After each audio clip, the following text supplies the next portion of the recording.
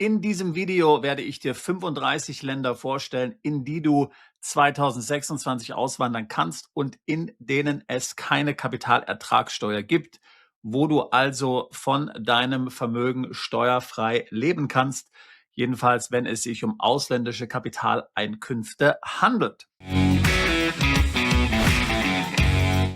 Noch ein kurzer Hinweis in eigener Sache, wenn auch du vorhast, Deutschland bzw. Österreich zu verlassen und steuergünstig oder sogar steuerfrei im Ausland zu leben, ortsunabhängig, unabhängig von einem festen Job oder einem Unternehmen, tatsächlich passive Einkünfte zu erzielen, von deinem Kapitalvermögen zu leben, dann würde ich mich freuen, dich bei unserem Seminar Steueroptimiert Auswandern als Trader und Investor zu treffen. Das organisieren wir regelmäßig in Zürich, auch jetzt demnächst wieder. Dort sprechen wir natürlich nicht nur über Länder wie die wir jetzt in diesem Video besprechen, sondern auch konkret, welche Anlagen besonders steuergünstig sind, warum du zum Beispiel deutsche Aktien vermeiden solltest, was mit Krypto ist, wie du dich effektiv aus Deutschland abmeldest, was mit der Wegzugsteuer ist, was mit der erweitert beschränkten Steuerpflicht ist. Also all diese steuerlichen Themen besprechen wir dort, damit du wirklich einen Fahrplan entwickeln kannst, um dann steuerfrei im Ausland zu leben. Neben mir wird auch dort sein Jay Medro. Jay Medro ist ehemaliger Investmentbanker und er kann dir beibringen, wie man tradet. Er wird dir vorstellen, welche Assetklassen besonders dafür geeignet sind, um steuergünstige, steuerfreie Einkünfte verlässlich zu erzielen, was man relativ einfach lernen kann und wie er dir das Ganze beibringen kann. Wie gesagt, er ist ein erfahrener Investmentbanker. Er hat früher bei Lehman Brothers, Nomura und anderen großen Investmentbanken gearbeitet. Heute hat er sich darauf spezialisiert, Interessenten zu zeigen, wie man tradet oder investiert. Alle weiteren Details zu diesem spannenden Seminar auf unserer Webseite, Link dazu packe ich in die Beschreibung dieses Videos mit hinein. Nun aber zurück zu unserem eigentlichen Thema. 35 Länder, in denen es keine Kapitalertragssteuer gibt, in denen Kapitaleinkünfte nicht besteuert werden, jedenfalls wenn es sich um ausländische Kapitaleinkünfte handelt. Das ist ein ganz wichtiger Unterschied. Wenn du zum Beispiel in den Philippinen lebst und dann in philippinische Unternehmen investierst, dann sind Dividenden oder auch Veräußerungserlöse, die aus einem solchen Kapitalvermögen entstehen, in den Philippinen nicht steuerfrei. Hast du aber investiert in zum Beispiel Apple-Aktien oder Palantir oder Google oder was auch immer und du verkaufst diese dann sind die Veräußerungserlöse steuerfrei. Ebenso natürlich Einkünfte aus Optionen, Futures, Krypto etc.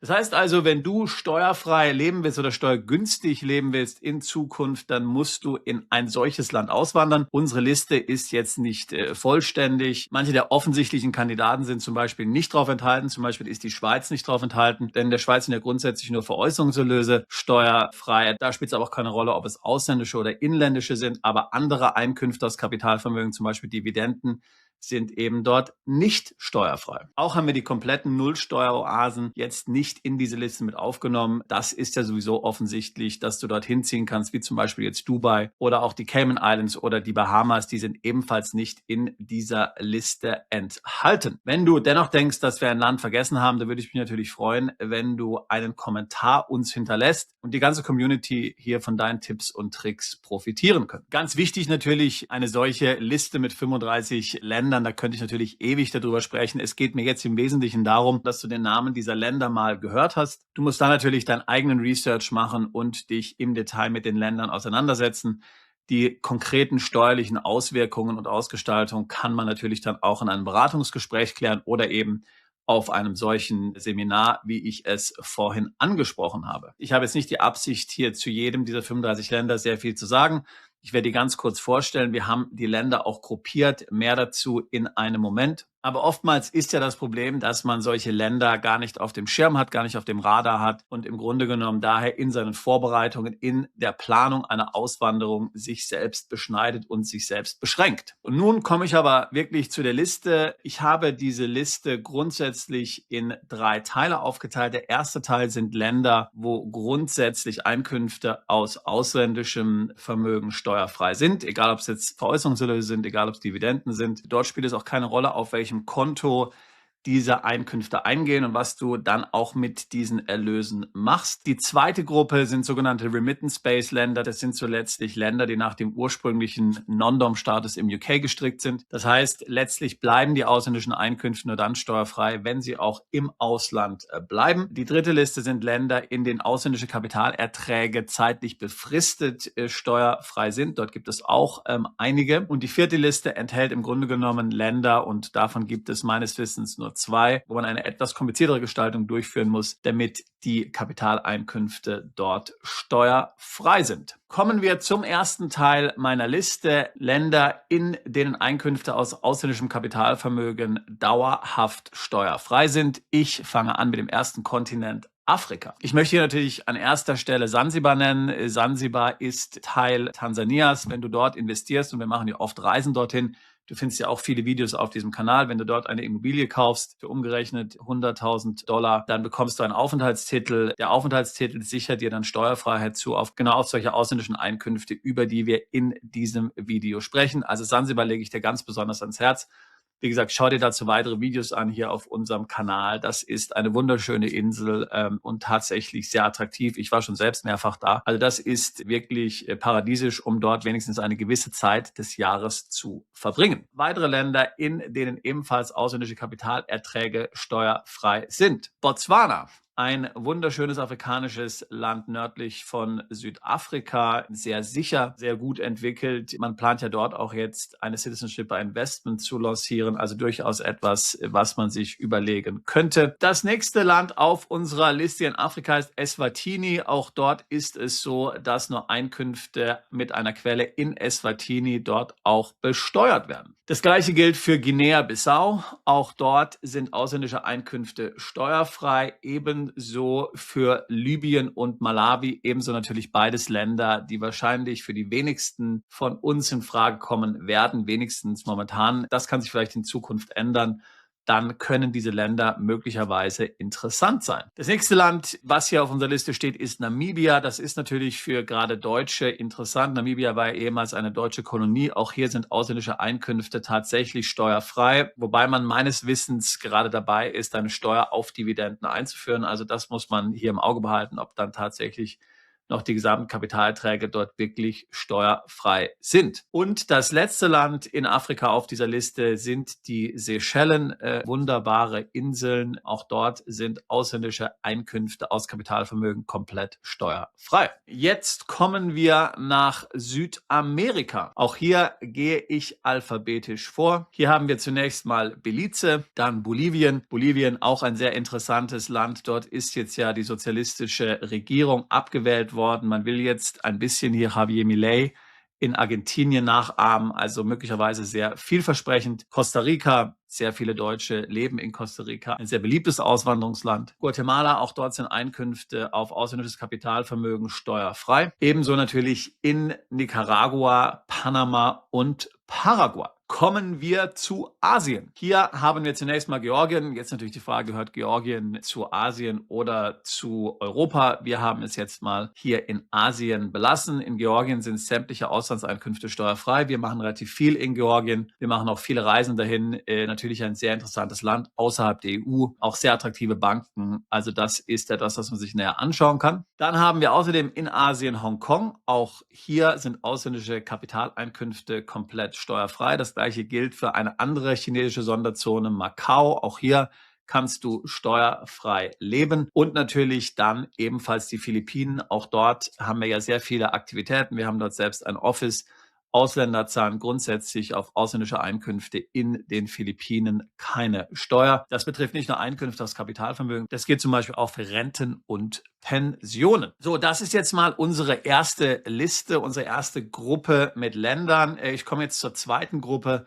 Und die zweite Gruppe sind im Grunde Länder, die nach dem Remittance-Based-Prinzip besteuern. Das heißt also, ausländische Einkünfte auf ausländisches Kapitalvermögen sind steuerfrei. Aber wenn du sie ins Land bringst, und da ist es meistens egal, ob du sie überweist, ob du jetzt dort im Land eine Kreditkarte verwendest oder jetzt zum Beispiel das Geld bar am Geldautomaten abholst. Sobald du es ins Land bringst, musst du diese ausländischen Einkünfte besteuern. Sobald sie auf einem ausländischen Konto bleiben, sind sie steuerfrei. Jetzt fragst du dich vielleicht, ja, was bringt's mir denn dann, wenn ich es nicht in meinem Wohnsitzland verwenden kann? Nun, dieses Modell lohnt sich vor allen Dingen für Personen, die jetzt einen internationalen Lebensstil führen, die also verschiedene Wohnsitze haben. Dann können Sie zum Beispiel, wenn Sie jetzt in Mauritius wohnen, zwar das Geld nicht in Mauritius ausgeben, dafür aber weltweit in allen anderen Ländern ohne Steuern zahlen zu müssen, wenn sie in Mauritius steueransässig sind. Und eben Mauritius ist deswegen natürlich auch das erste Land auf unserer Liste in Afrika. Eine wunderschöne Insel. Wenn du einen Plan B willst, dann gibt es kaum bessere Länder, denn das ist wirklich extrem weit abgelegen. Da bist du wahrscheinlich sicher, vermutlich selbst vor einem Atomkrieg. Weitere Länder mit Remittance-Based-Prinzip sind Malaysia. Malaysia ist es so, dass bis 2036 die Remittance steuerfreigestellt ist. Aber das ist eben nur temporär. Das heißt also, wenn du in Malaysia lebst und deine ausländischen Einkünfte, die normalerweise steuerpflichtig sind, wenn du sie nach Malaysia überweisen würdest oder dort ausgeben würdest, entsprechend besteuert werden müssen, sind bis 2036 steuerfrei. Singapur besteuert ebenfalls nach Remittance-Based-Prinzip und Thailand genau das Gleiche. Also wenn du in Thailand lebst und du hast ausländische Kapitalerträge, kannst du sie steuerfrei im Ausland ansammeln. Sobald du sie nach Thailand überweist, musst du Steuern darauf bezahlen. Solche Länder, solche Gebiete gibt es auch in Europa, wo dieser Remittance-Based-Status gilt. Hier können wir auf jeden Fall natürlich Malta nennen, hier können wir Irland nennen, Länder, über die wir schon auf diesem Kanal oft gesprochen haben.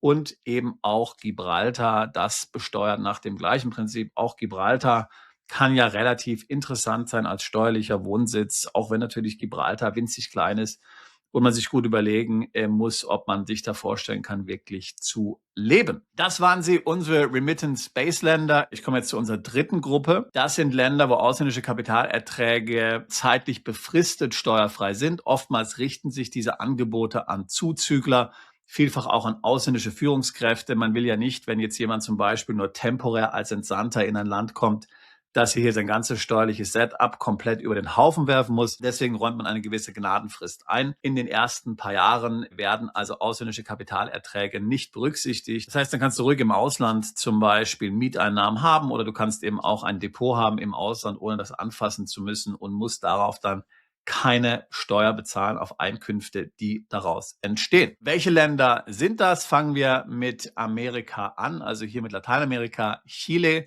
ist das 3 Jahre der Fall, kann auf 6 Jahre verlängert werden. In der Dominikanischen Republik ist es für 3 Jahre so, dass ausländische Kapitalerträge steuerfrei sind. Mit dem richtigen Visum geht es dann auch länger. Und Uruguay hat ebenfalls 10 Jahre Steuerfreiheit für ausländische Zinsen und Dividenden. Danach werden dann 12% Steuer darauf fällig. In Europa kann man hier auch das Vereinigte Königreich nennen. Da gab es ja bis vor kurzem den Non-Dom-Status. Das hat man jetzt ersetzt durch das sogenannte Foreign Income and Gains Scheme, also FIG genannt. Damit sind solche ausländischen Einkünfte für 4 Jahre steuerfrei, wenn man in den UK umzieht. Man kann sie allerdings dann auch in den UK überweisen. Das heißt, das Remittance-Prinzip gilt hier also nicht mehr. In Ozeanien sollten wir dann noch nennen in dieser Kategorie Australien und Neuseeland. In Australien ist es so, dass ausländische Einkünfte steuerfrei sind, solange du ein temporäres Visum hast. Also wenn du dort ein Arbeitsvisum hast für 3 Jahre zum Beispiel, dann bleiben diese steuerfrei. Erst wenn du dann eine längerfristige Aufenthaltsgenehmigung in Australien hast, dann ändert sich das. Auch das soll möglicherweise geändert werden, ist noch nicht so ganz klar. In Neuseeland gilt eine Regelung, wo man in den ersten 4 Jahren als sogenannter Transitional Resident gilt. Auch hier sind dann fast alle Auslandseinkünfte steuerfrei. Danach muss man dann ganz normal in Neuseeland Steuern auf diese Einkünfte bezahlen. So, das war jetzt unsere dritte Gruppe mit Ländern. Wir kommen langsam zum Schluss. Wir haben jetzt nämlich noch 2 Länder übrig und da ist eben eine spezielle Gestaltung hier notwendig und zwar ist das einmal Südafrika und einmal Mexiko. Beide Länder haben die gleiche Regelung insofern, dass du in Südafrika und in Mexiko leben kannst. Du kannst dich dort auch mehr als nur 83 Tage aufhalten. Deine ausländischen Einkünfte werden aber dort nur steuerpflichtig, wenn das dein einziger Wohnsitz ist. Wenn du aber einen Wohnsitz unterhältst in einem anderen Land, unabhängig davon, wie viel Zeit du dort verbringst, dann sind letztlich in Südafrika und Mexiko nur deine lokalen Einkünfte dort steuerpflichtig, dann bist du im Grunde genommen nur beschränkt steuerpflichtig. In Südafrika gibt es ja dann noch weitere Komplikationen. Das heißt, das Ganze kannst du 5 Jahre machen. Im 6. Jahr musst du dann aus Südafrika raus, sonst wirst du dort ebenfalls unbeschränkt steuerpflichtig. Du kannst dann im 7. Jahr wieder nach Südafrika zurückkehren und dann wird die Uhr zurückgesetzt. So, das war sie, meine Liste mit 35 Ländern, wo ausländische Kapitalerträge, ausländische Kapitaleinkünfte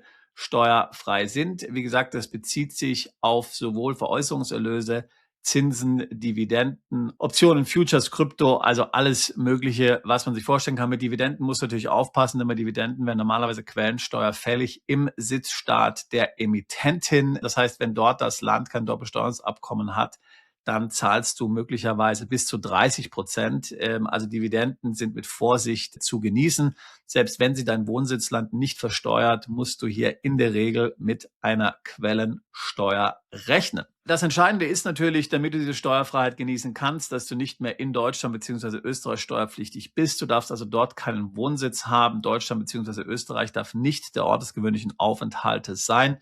Wir haben ja dazu schon viele Videos gemacht. Das heißt, die korrekte Anmeldung ist natürlich entscheidend und es ist natürlich zum Teil auch wichtig, gerade wenn du unter die erweitert beschränkte Steuerpflicht fällst, welche Assets du hast. Nicht alle Assets können von der Steuerfreiheit profitieren. Fällst du zum Beispiel unter die erweitert beschränkte Steuerpflicht und hast noch deutsche Aktien, dann musst du die Veräußerungserlöse aus diesen deutschen Aktien in Deutschland versteuern in den ersten 10 Jahren nach deinem Wegzug. Also das heißt, der Teufel steckt natürlich immer im Detail und genau deswegen muss man ja eine solche Auswanderung dann auch besonders gut vorbereiten. Es würde dir also sicherlich helfen, unser Seminar zu besuchen, wenn du so etwas vorhast oder natürlich ansonsten gerne auch ein Beratungsgespräch buchen. Link dazu packe ich hier in die Beschreibung dieses Videos mit hinein. Wir tun seit 20 Jahren nichts anderes als Mandanten genau bei solchen Fragen zu beraten. Steueroptimierte Auswanderung, Vermögensaufbau, Vermögensschutz im Ausland, idealerweise außerhalb der EU.